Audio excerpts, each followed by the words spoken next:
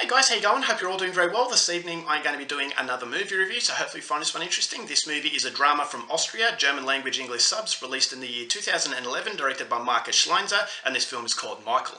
So Michael is about this everyday person. He lives in Austria, he's an office worker at an insurance company. He is not really outgoing, he doesn't have a lot of friends, but he interacts with his co-workers in a normal way. He goes out for drinks, he goes skiing, so he appears to be an everyday person, but that's all a facade, because deep down he is a terrifying monster who is keeping a 10-year-old boy that he kidnapped in his basement. So it turns out this guy is a predator. He's a child molester, and he is trying his best to keep that facade up to avoid suspicion. But then as the movie goes along, the 10-year-old is trying to get out of this basement at any cost, and that in turn is creating a little bit of suspicion on the outside world, which is threatening to destroy Michael's existence. So whether or not it does is something you're going to have to find out for yourself, because that's as far as I'm going with my synopsis. Now my thoughts on Michael.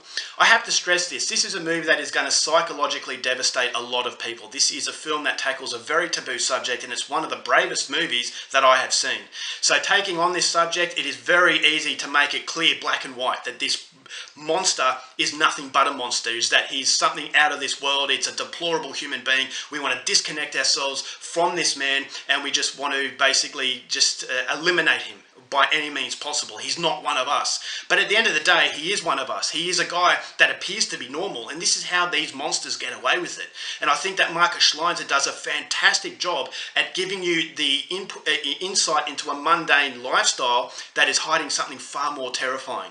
And so this is one of the scariest movies I have seen, but it's done in a way that is so subtle. This is an expert example of implication. This is not like a Serbian film, where a Serbian film shocked so many audiences because it was just throwing shocking visuals. It's what you could see. In this movie, it's all about what you can't see.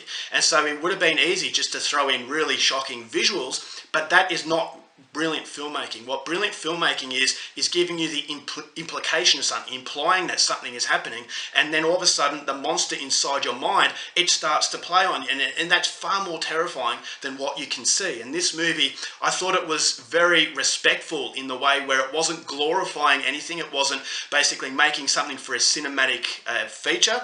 This was giving you a very boring, run-of-the-mill sort of life of a human being who was absolutely deplorable, deserved a horrible death, but this is how he got away with it. This is painting a real person. He could connect with outsiders, and so this is something where he made him very cunning, but deep down, his inner demons, he was a terrifying person. And I just thought that this character of Michael was so interesting. And so this is something that, if you can get over the fact that this is so deeply unsettling, it really upset me, so be very careful. Just this subject matter, I don't think anyone can really get through this film without feeling as though they're completely devastated. But I just think it was very brave filmmaking, and it was done in a way where I thought it was far more terrifying than just cheapening the overall subject matter. And I think it's very important for movies like this to exist, is because you have to, you'd say to yourself, is that, all right, well, this person that I am a co-worker with, or I might be a friend with, they appear to be a normal person, but they are hiding something so bad. And so it just shows you that an everyday person can be the monster that you see in a horror film. And so Michael is a very observational sort of movie, in that it's very reminiscent of Michael Haneke, where it's very still in the camera angles, and it's just a very boring film. But as I said, the boring quality that seeps through the film is terrifying, is because it's everyday life, but it's not. It couldn't be anything but, basically everyday life. It is so far out of the world of everyday life, but as I said, this is the terrifying element. This is the everyday life that makes him get away with it. And so I thought the connection of Michael and this 10-year-old was deeply disturbing, but it actually gave you an insight into Michael's psyche. Now, it wasn't condoning what Michael was doing. Basically anything that does that deserves to be absolutely shunned, but it gave you an insight into a human being. He wasn't this black and white sort of monster. Yes, he was a monster, but he was a monster that was a human. And he had these emotions where I thought to myself, whoa, okay, what is going on with Michael? And because nothing is explained, as I said, it makes it terrifying. And so you think to yourself, how did he become this way?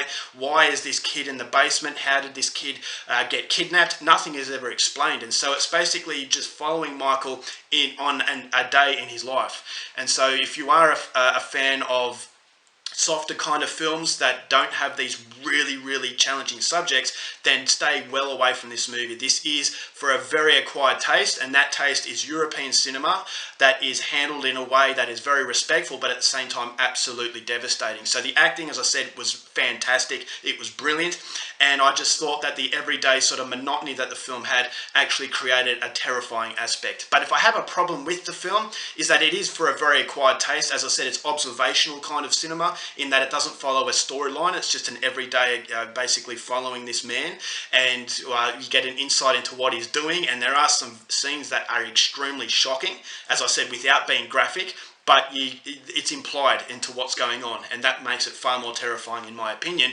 But the problem I had with the film, it's only a very small problem, is that I had so much anger, is that I wanted this 10-year-old to get out of here. I wanted him to kill this pedophile. I wanted this pedophile to suffer so terribly that it clouded my interest in the film, is that I found myself getting a little bit irritated. I wanted this kid. My heart was breaking for this kid. And I thought, get out of here, get out of here. And every time he couldn't get out, I felt really angry. And that anger was kind of clouding.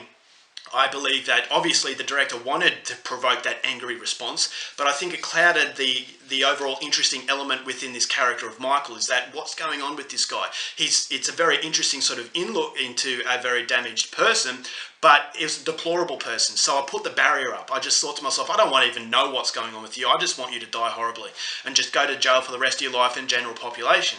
So maybe that's obviously that was kind of a reaction that the director wanted, but I think it clouds the overall appreciation for the film. But putting that aside, it is still phenomenal European film work. It is very reminiscent of the works of Michael Haneke, but as I said, I have to stress it is extreme and it will upset you to no end. It upset me, and I am a seasoned fan of these more extreme films, but yeah, you basically don't see anything, but it still shocks you just as much as you would if you actually saw it. And so, believe me, it's a film that you only want to watch once. It's extreme, and it's everything that I believe a viewer should do. It basically challenge themselves. This is something that is everything that I want from a film. And so for that, I have to applaud Markus Schleinzer. So overall, for Michael, going to give this one 4 stars. Incredibly unsettling, but give it a go if you think you can stomach it. Alright guys, that's it for my review. Hope you enjoyed it. Till next time, keep watching movies, and I'll see you later.